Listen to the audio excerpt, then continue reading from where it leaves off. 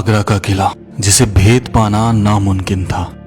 इस किले के चारों ओर गहरी खाई खोदी गई जिसमें मगरमच्छ छोड़े गए।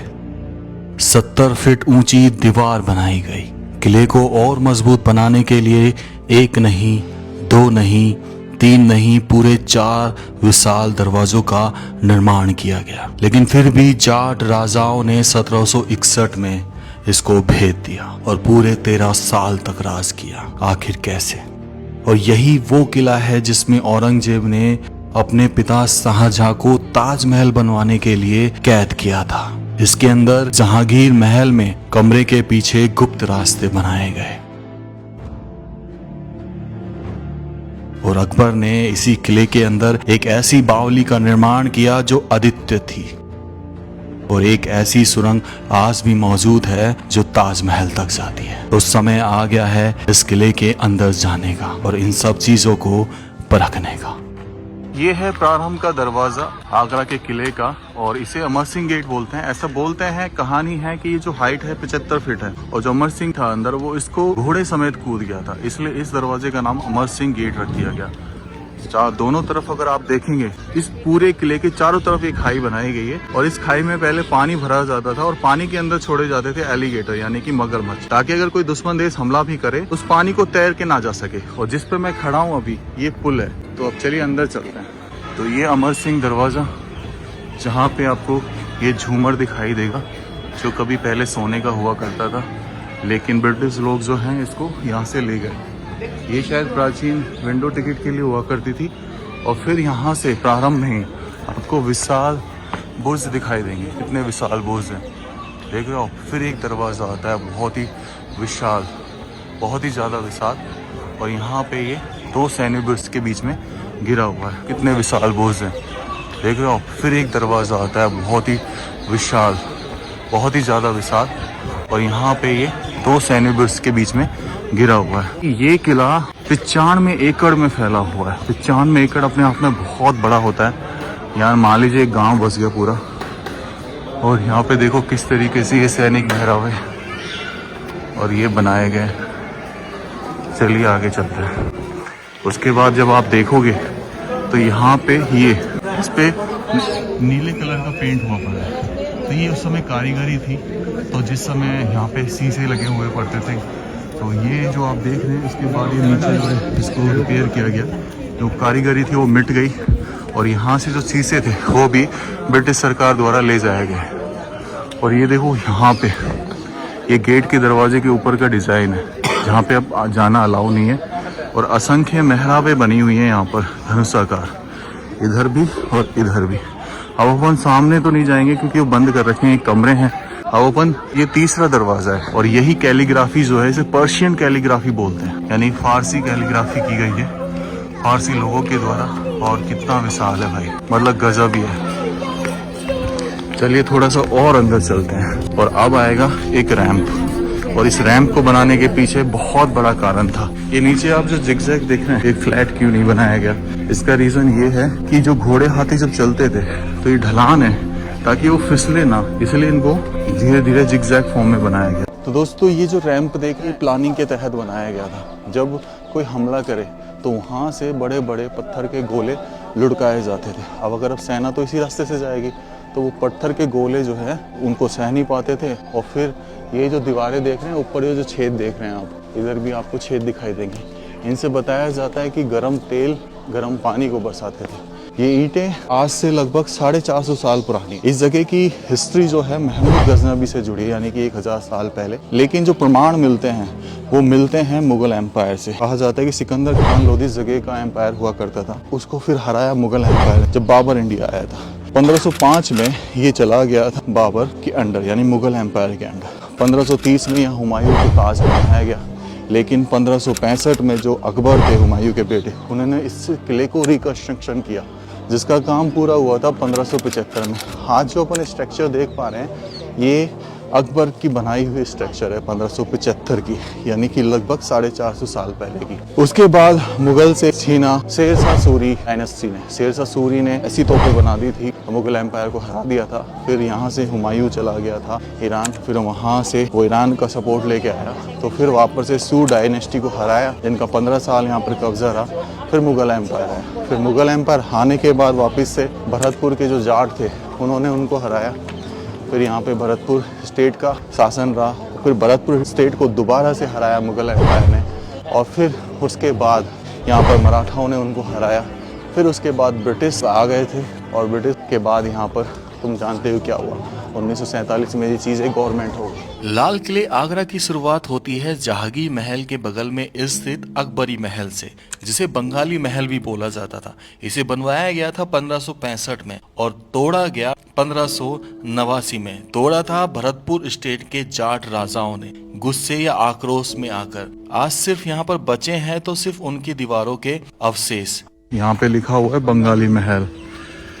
देखो ये इधर मैं दिखाता हूँ कुछ कनेक्टेड सुरंग जो हैं अकबरी महल की अभी भी हैं, जो बची हुई हैं। पर ये क्षतिग्रस्त देखो किस तरीके से तोड़ा गया।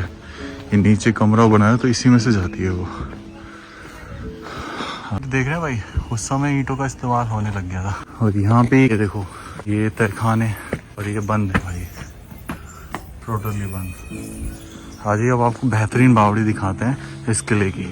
ये है भाई बावड़ी, कुआं, ये देखो, ये यहाँ से बनाया हुआ। ये शायद जेल वगैरह है, क्या है, कमरे कनेक्टेड है, बंद कर रखे हैं ना।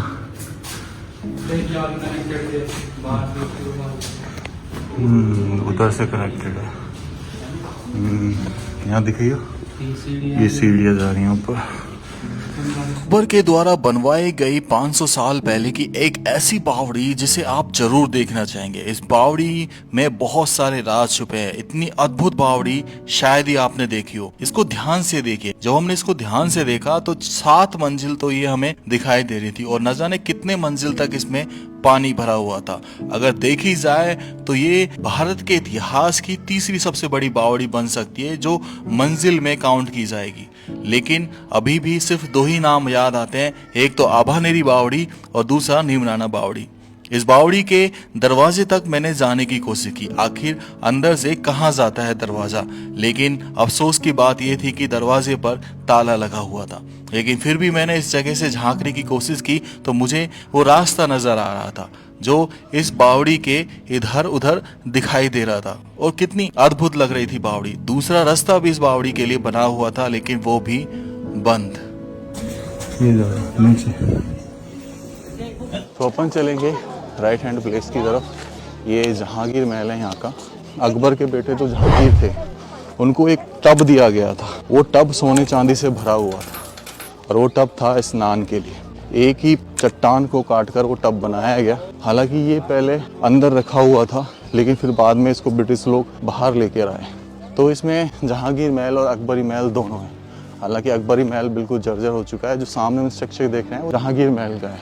और ये जो सामने आपको दिखाई देगा पत्थर, ये है वो जहांगीर का हौज। हौज मतलब बेसिकली जिसमें पानी भरा होता है, तो इसमें नहाते थे। इसकी ऊंचाई अगर बात करें तो 5 फीट है, चौड़ाई अगर बात करें तो 8 फीट है, और इसकी जो सरकमफेरेंस है यानी परिधि वो 25 फीट है। आगे स्नान कुंड, और ये भाई एक ही पत्थर से बना हुआ है, और इसमें दोनों तरफ सीढ़ियाँ हैं। यहाँ पर आप देखेंगे तो एक तरफ की सीढ़ी टूट गई है क्योंकि इसको सरकाने की कोशिश की गई, और एक तरफ की सीढ़ी सही सलामत है। और यहाँ पे ये डिज़ाइन वगैरह भी थे जो समय के साथ अभाव में मिट गए, जो शायद मेरे हिसाब से किसी उर्दू कला या अरबी कला को प्रेजेंट कर रहे हैं। तो यहाँ से देखो ऐसा दिखाई देता है ये, और ये जहांगीर पैलेस। तो यहाँ पे ये महल कनेक्टेड हैं एक दूसरे से। अब ये जो आप देख रहे हैं ये जले हुए निशान, ये दर्शा रहा है कि यहाँ पे कभी जब आक्रमण हुआ था जाटों का तो उन्होंने इस जगह को जलाया था गोल्ड प्लेटिंग निकालने के लिए। अलग ही कनेक्शन है, अलग ही लेवल पे। आप मतलब घूमते रहिए एक से दूसरे, दूसरे से तीसरे। ऊपर जो कलाकृति दिख रही है आपको, पर्शियन कैलीग्राफी, डायमंड की, गजब। बाहर की तरफ आते हैं और इसको देखिए, पूरे महल का पानी इस नाली के थ्रू इस फाउंटेन में जाता था, और ये चला करते थे उस समय।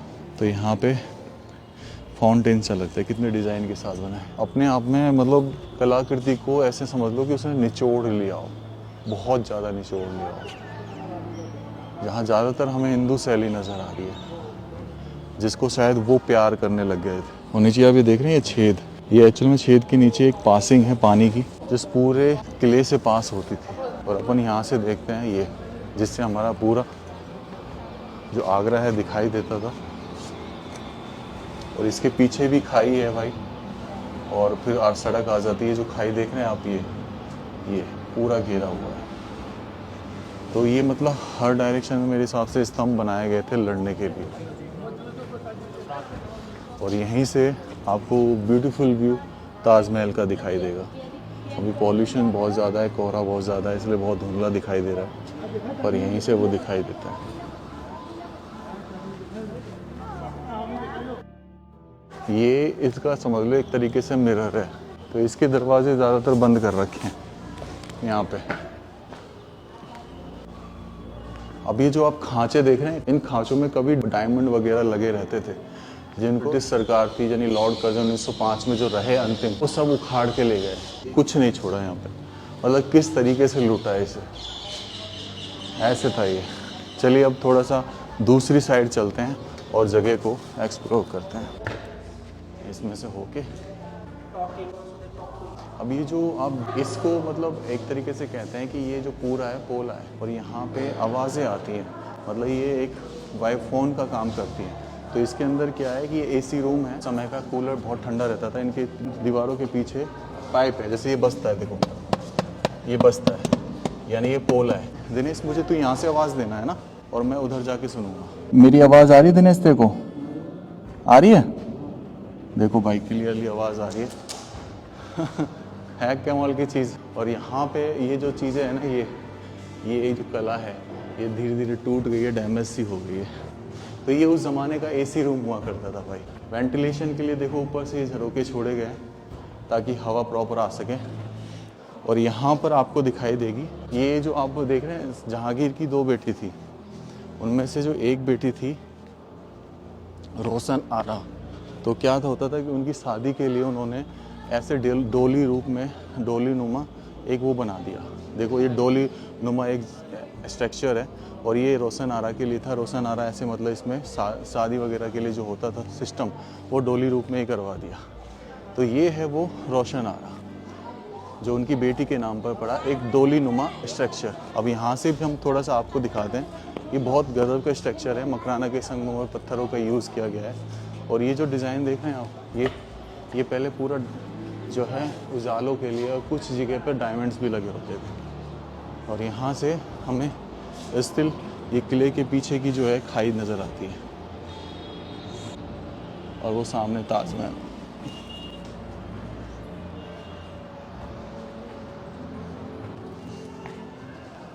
तो अब हम चलते हैं दूसरी साइड, जहाँ पे हम दिखाएंगे आपको कुछ और भी बेहतरीन चीज़, दीवाने खास जो संगमरमर के पत्थरों से बना हुआ है। हाँ जी, दीवाने खास महल है। यहाँ खास लोगों के साथ मीटिंग किया करते थे। और ये सामने देखो फाउंटेन, उस समय के फाउंटेन, ये छोटे छोटे दिख रहे हैं आपको, ये इनसे भी पानी आता था। अब देखो ना तो बिजली ना कोई टेक्नोलॉजी ऐसी थी कि मतलब प्रेशर से पानी आता था, और पूरे किले का पानी इसके अंदर आता था। ऐसी टेक्नोलॉजी सेट की गई थी। आज जो बचे हैं वो सिर्फ ये बचे हैं, वहाँ दो छेद देख रहे हैं, उनसे पानी चल जाके वापस से रिसाइकिल होता था। अब अंदर चलेंगे, पहले इस खास महल को देख लेते हैं जो खास लोगों के लिए बना था। ये देखो सीढ़ियाँ स्टिल ऐसी सेपरेट है, चिपकी हुई नहीं है ये। और ये स्तंभ के ऊपर देखिए, आपको किसी तरह का कोई जो है लैंटर नज़र नहीं आएगा, लेकिन ऊपर देखो किस तरीके चौकोर पत्थरों का यूज़ करके इसको बनाया गया है। और दीवारों पर जो नक्काशी है फूलों की दी गई है, मेहराबों के ऊपर जो फूल बनाए गए, तो कहीं ना कहीं वो राजपूताना शैली से इंस्पायर्ड थे। ये बार बार चीज़ें जो है दर्शाते हैं। फिर अंदर आते हैं तो यहाँ पे शायद वो मीटिंग होती थी दीवाने खास में, जहाँ पूरा डिज़ाइन से दिया गया, पूरी चीज़ डिज़ाइन दी गई है। दीवाने खास मतलब इम्पोर्टेंट पीपल का हॉल ऑफ इम्पोर्टेंट पीपल्स। और यहाँ से आप निहार सकते हैं पीछे के एरिया को।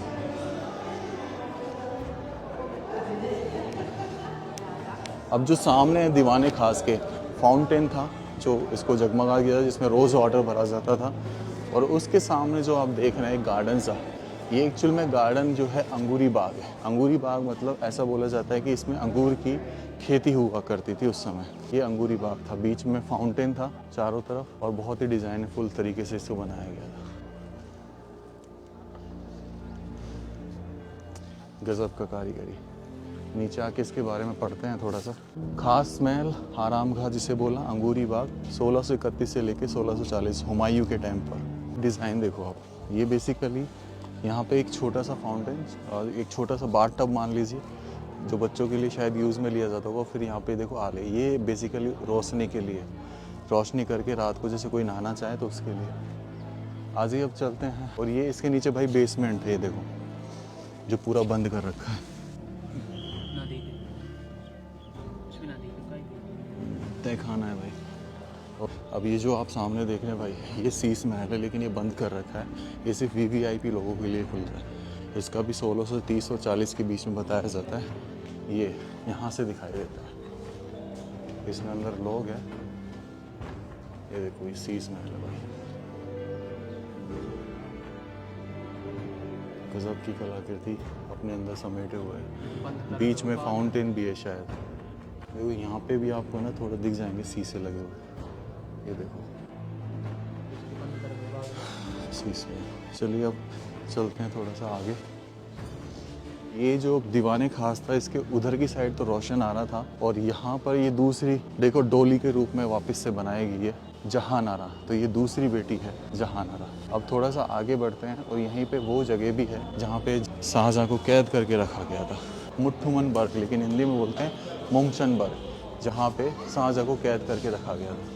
इस जगह से निकलते हैं तो राइट हैंड साइड में आपको जो कैलीग्राफी दिख रही है खम्भों पे, ये पर्शियन कैलीग्राफी फारसी। और यही वो जगह है जहाँ पर जो शाहजहाँ है उसको कैद करके रखा गया। यहाँ पे ये जो है ना देखो, ये डायमंड लगे होते थे, ये लोगों ने निकाल लिए खरोंच खरोंच के, इसलिए इसको क्लोज किया गया, क्योंकि डायमंड निकाल के लेके जा रहे थे। स्टोन जो थे कीमती वो लगा। यहाँ पे देखो किस तरीके से कारीगरी करी। ये जेल हुआ करती थी उस समय की, और बीच में जो है फाउंटेन दिया गया था, क्योंकि जहांगीर ने ये डिज़ाइन किया था किसी और चीज़ के लिए। तो कहते हैं कि आखिरी समय जो था, यहाँ से ताजमहल दिखाई देता है, उसको देखते हुए उनकी आखिरी सांस निकली। ये इसके जस्ट सामने है। यहाँ से क्या होता था, पानी चला करता था। ऊपर देखेंगे आप तो यहाँ पे एक छेद है, छत से पानी आता था बारिश का, नीचे चला करता था, ये पूरा भर जाता था। फिर इसमें पूरा भरने के बाद ये सामने से यहाँ से एग्जिट हो जाता था, फिर चला जाता था ये झील में, जो चारों तरफ खाई खोद के नदी बनाई गई है ना, उसमें। तो एक बार मुसम्मन बर्ग को देख लीजिए, जो बेहतरीन आर्किटेक्चर के साथ आज भी बचा हुआ है। लेकिन लोग बाग स्क्रैच कर करके यहाँ के कीमती स्टोन निकाल ले गए। अब मैं आपको दिखाता हूँ वो सुरंग जो जाने कहाँ जाती है। ये जो आप देख रहे हैं, ये बेसिकली सुरंग है, एक टनल है, तो न जाने कहाँ जाती है, लेकिन इसको बंद कर दिया गया है सिक्योरिटी पर्पस से। ऐसा बोला जाता है कि ये यहाँ से आगरा के किले से ताजमहल तक जाती है। यहाँ से ऊपर आगे हम ऊपर जाने का इधर से रास्ता बंद है, और इधर स्टिल अपन देख सकते हैं कि उस सुरंग जो जा रही है उसको यहाँ से देख सकते थे। उसके लिए वेंटिलेशन छोड़ा गया। आ जाइए। तो उनके लिए मीना मस्जिद बनाई गई, शाहजहाँ के लिए अलग से वो मीना मस्जिद, जहाँ पे शाहजहाँ जो हैं पढ़ा करते थे नमाज। तो ये उनके लिए अलग से बनाई गई थी। सीढ़ियाँ चढ़ रही हैं इसमें ऊपर, लेकिन जाने नहीं दिया जाता। इसके बारे में लिखा भी हुआ है। उसके बाद इधर चलते हैं, और ये देखो ये रास्ता नीचे के लिए जा रहा है जो बंद कर रखा है। और ये जो आप देख रहे हैं ये सामने, ये है मीना बाज़ार। और इस मीना बाज़ार की बात ये है कि इसको मछली बाज़ार भी कहा जाता है। यहाँ पे तो शहंशाह खड़े होते थे, वहाँ उनकी बेगम खड़ी होती थी, मुमताज़, शाहजहाँ और मुमताज़, और वो दोनों तीरंदाज थे, शिकार किया करते थे। तो यहाँ पे एक कुंड हुआ करता था उस समय, दोनों साइड कुंड में मछलियाँ भरी होती थी, तो मछलियों का शिकार किया करते थे। अब शहंशाह का तो है ना अलग से ही दिख जाता है कि यहाँ पे ये शहंशाह के खड़े होने की जगह है। खम्भों पे 12 की नक्काशी, ये कर्टेंस दिखाए गए हैं पूरे, और ये देखो गजब कलाकृति। और नीचे आप ये जो देख रहे हैं ये चीज़, ये एक्चुअल में टकसाल हुआ करती थी, जहाँ पे सिक्के बना करते थे सोने चांदी के। और सामने वो दरवाज़ा, ऐसे बोला जाता है कि रानियाँ वहाँ खड़ी होती थी, और ये सारे कमरे दासियों के लिए हुआ करते थे उनकी। तो ये है हमारा मीना बाज़ार, जहाँ बाज़ार भी लगा करता था। चलिए अब उधर चलते हैं दीवाने आम में, जहाँ पे कुछ कॉमन लोगों की प्रॉब्लम को सुना जाता था और उनका सॉल्यूशन किया जाता था। ये देखो, इसको भी बंद कर दिया गया, शायद इसमें भी कुछ प्रॉब्लम ना हो वो। इसका भी रीज़न ये कलाकृति पर्शियन कैलीग्राफी बहुत बारीकी से बनाई गई है, स्टोन्स लगा लगा के। ये स्टोन्स है भाई जो दिख रहे हैं ना, येलो येलो कलर के, ओह जिनको लोगों ने स्क्रैच कर दिया। तो ये है दीवाने खास, ये भी खास लोगों का दीवान है। दोस्तों, ये जो सामने आप काला पत्थर देख रहे हैं, इसे बोला जाता है कसौटी पत्थर, जिसे लाया गया था बेल्जियम से। इस पर बैठा करते थे जहांगीर। कसौटी पत्थर सोने को परखता था कि वो असली है या नकली। इसी तरह जहांगीर भी इस पर बैठकर डिसीजन लिया करते थे, बिल्कुल कसौटी की तरह। कोई डाउट नहीं होता था, बिल्कुल क्लियर डिसीजंस होते थे। लेकिन 1803 में ब्रिटिशर्स ने जब इस किले पर हमला किया तो तोप का गोला इस पत्थर को आके लगा, जिसकी वजह से इसमें दरार आ गई और इस पे आज भी फारसी लैंग्वेज में ब्लेसिंग्स लिखी हुई हैं। तोप के गोले का निशान ये सामने दीवाने खास पर भी नजर आता है, जिसकी वजह से दरार आई। और ये सफेद वाला ये वजीर का थ्रोन था, वजीर का सिंहासन। लेकिन कई लोगों की मान्यता ये भी है कि शाहजहां इस सफेद वाले थ्रोन पर बैठा करते थे और यहाँ से ताजमहल को निहारा करते थे। ये बीच में आपको दिख रहा होगा, थोड़ा और जूम कर लेते हैं। पॉल्यूशन इतना तगड़ा है कि ये भी ढक गया है। और अगर यही चीज़ हम उस साइड से देखेंगे तो ये हमको ताजमहल बहुत बड़ा नज़र आएगा।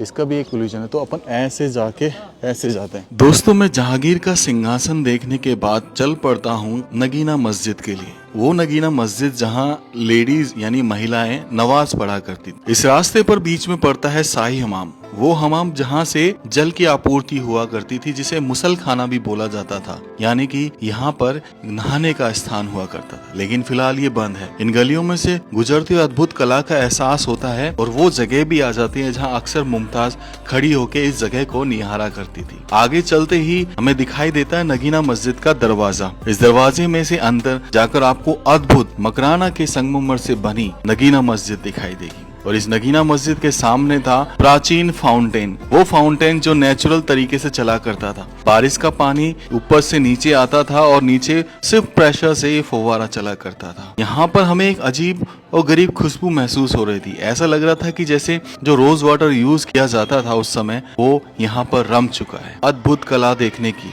जो उस समय बनी।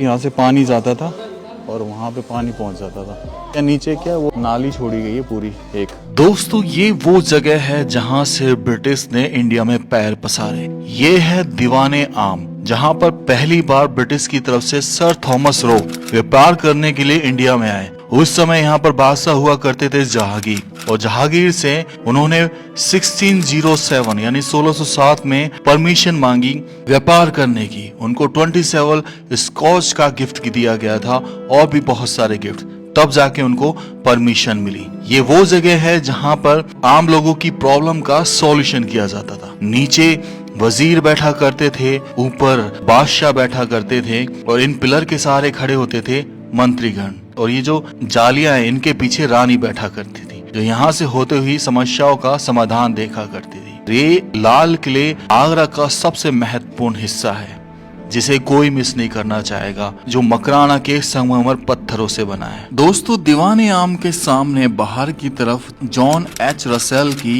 कब्र नजर आती है। ये कब्र 1857 क्रांति के समय की है, जब ब्रिटिश के अफसर रहे जॉन एच रसेल की डेथ हो गई थी। तब इन्हें यहीं पर दफना दिया गया। इनका जो मकबरा है वो ब्रिटिश स्टाइल में अभी भी लाल किले आगरा के अंदर बना हुआ है। देख रहे हैं भाई, ये ब्रिटिश की तोप है और ये इस दीवाने आम भारी है और इसका वजन बहुत भारी है।